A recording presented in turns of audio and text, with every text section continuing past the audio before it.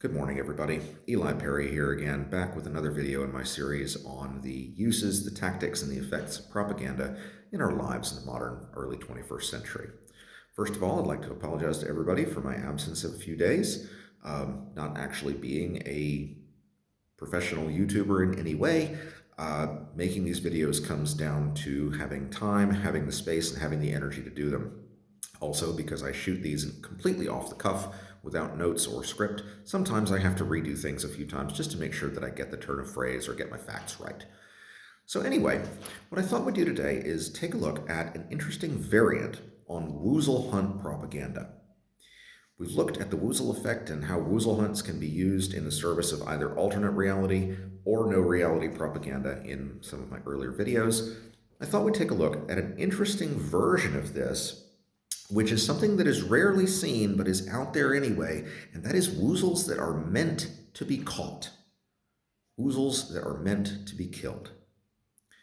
Usually, when a malicious actor or a propagandizing power turns loose a woozle, starts a woozle hunt, what they are trying to do is to either make people believe a fact that is incorrect and thereby change their actions, or they're trying to keep everybody so busy chasing down one woozle after another through chains of citation and cause and effect that the person never really has the mental or emotional energy to get past that stage and start accessing real information. Correct, true information that is reflective of reality. However, every now and again, a propagandizing power uses a version of this in which they put a woozle out into the world, which is always meant to be caught and killed. And they do this in order to discredit the power which they are opposing. And I can think of no more concrete example of this than something which comes to us from the very early days of the Russian escalation of their war in Ukraine in the last week of February 2022.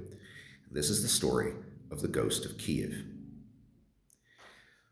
Within about 24, 36 hours of the Russian escalation of the war on 22nd February 2022, a story started to circulate on social media, supported by a couple of short video clips, that there was an ace Ukrainian MiG-29 pilot who had acquired the nickname the Ghost of Kyiv and had destroyed something on the order of 38 to 40 Russian aircraft of various types, including a couple of drones, in the skies over the Ukrainian capital in the space of around about 2 days.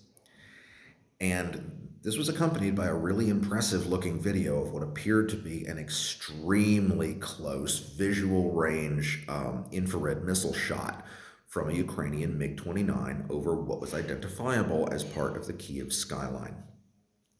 However, very, very quickly, this narrative fell apart for a number of reasons. The first of which is that the MiG-29's performance and characteristics are quite well known in the aviation community. And very quickly after this story started, someone started figuring out, how many missiles does it take to kill 40 aircraft? How many missiles can a MiG-29 carry?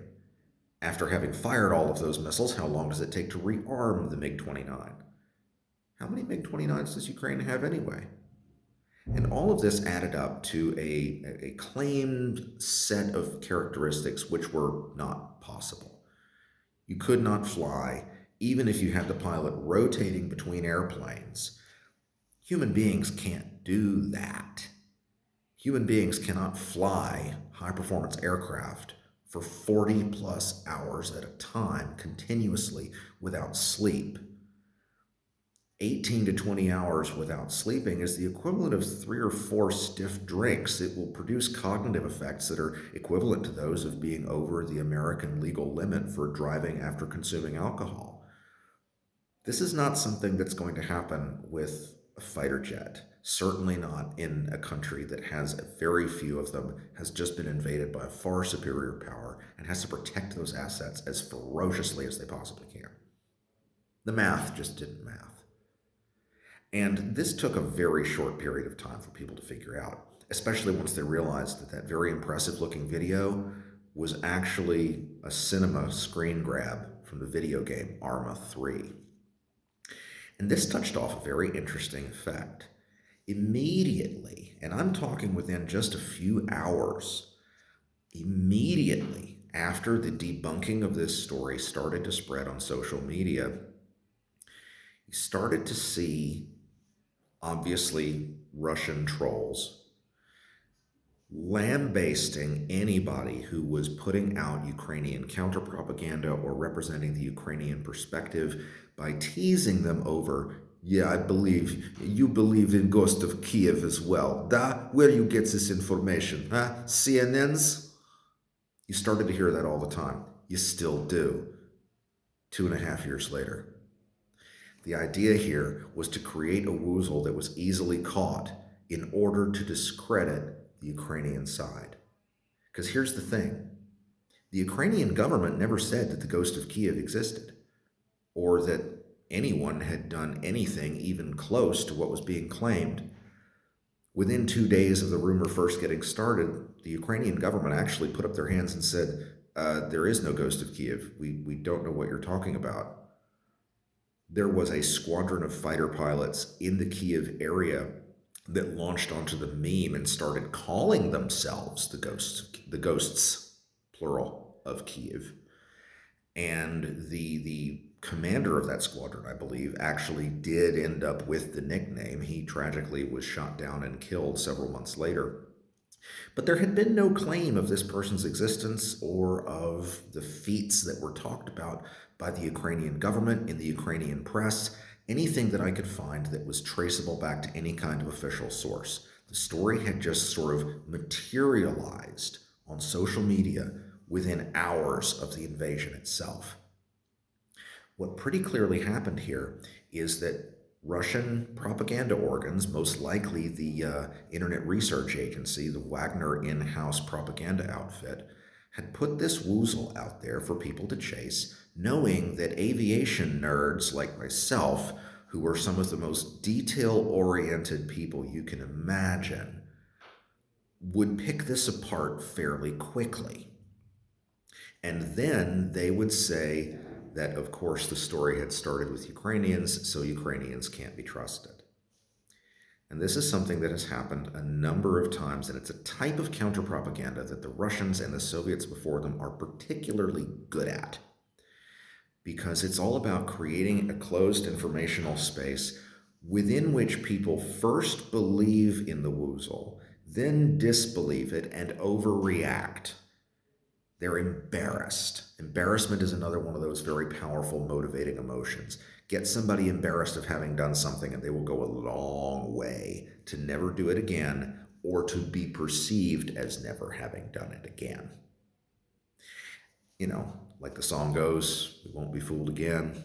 That's a very powerful instinct that a lot of people have, particularly those who think of themselves as sort of critical or scientific thinkers. We hate being wrong. We're not averse to being proven wrong, but once we're shown that we're wrong about something, we really try not to do that again. And so this is a type of propaganda that's especially effective against people with some specialist knowledge and against people who are open to being disproven, because it plays on that in order to drive that overreaction and drive people away from the actual target of the woozle hunt, which is the opposing power, in this case, Ukraine, and their fight for political, social, and cultural survival. Now, this is a somewhat rare tactic. It's something that you can't overuse. You have to be pretty judicious about it, because if I am the propagandizing power and I do this too often, people will start to pick up on the pattern.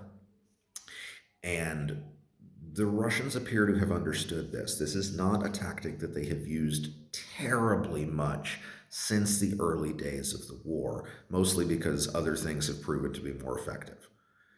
The thing about these fake woozle hunts is that once the woozle is caught, it's usually pretty obvious who did what and why.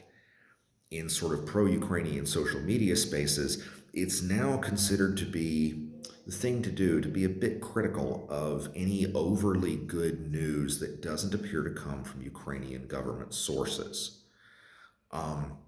There were several people in the early stages of the war who were semi official but not actually connected to the Ukrainian government or the army or any of the big charities that put out stories that turned out to be anything between Walter Mitty exaggerations and outright scams. There were several, unfortunately, mostly American media personalities who went over there and either tried to parlay woozle hunts and overly optimistic news coverage into political positions or positions in the Ukrainian army or the International Legion or even with American news channels. And it left a really bad taste in a lot of people's mouths. I'm not going to mention any names right now, but there was at least one former American government official. There were a couple of military and military adjacent people, things like that. And part of the reason that the Ukrainians themselves got very, very hesitant about overly optimistic propaganda is that in the early days of the war, in addition to these malicious or fraudulent actors, there were any number of people who turned up legitimately wanting to help and believing the overly optimistic statements they were hearing mostly on Western media and social media. And then they learned what war with Russia is really like. And to borrow a phrase from a volunteer of whom I'm a big fan, a British fella named Joe McDonald, nobody gets the Call of Duty experience. And when a whole bunch of Westerners went over there and discovered that, um, they created a big stink because there was a verifiable, a really obvious difference between the reality, which is getting shelled horribly, constantly, all the time for weeks, and the truth, which was the overly optimistic propaganda being put out by sometimes fraudulent, sometimes disconnected, sometimes frankly delusional, but pro Ukrainian propagandists. This is part of the reason that Ukrainian propaganda has been so measured. They've been very careful to keep the observable distance between reality and truth as close together as reasonably possible. And they've done a pretty good job.